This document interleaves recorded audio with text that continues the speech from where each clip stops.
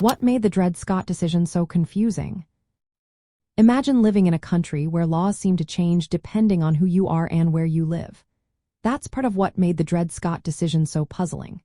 The case involved Dred Scott, an enslaved man who had lived in free territories, but the Supreme Court said he couldn't claim freedom. This was shocking because many believed living in free areas should make someone free.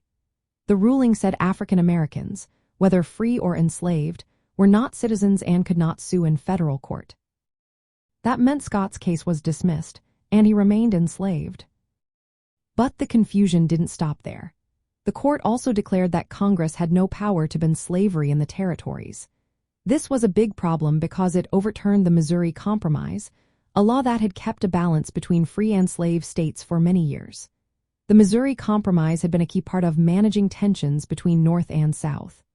Now, with it declared unconstitutional, the nation's delicate political balance was shaken. Another confusing part was how the court viewed property rights. It said that enslaved people were property protected by the Fifth Amendment, which says the government can't take away property without fair process. This meant that even if a person was living in a free state or territory, they could still be considered property and not free.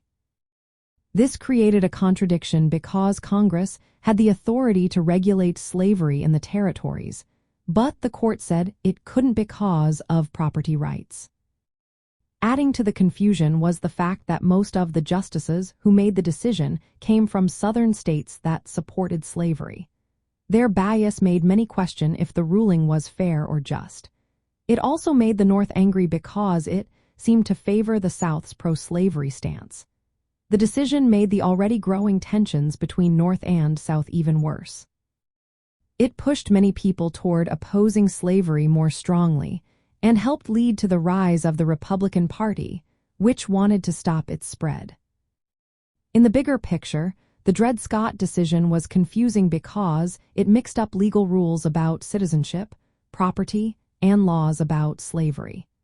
It ignored the fact that many Americans believed slavery should be limited or abolished.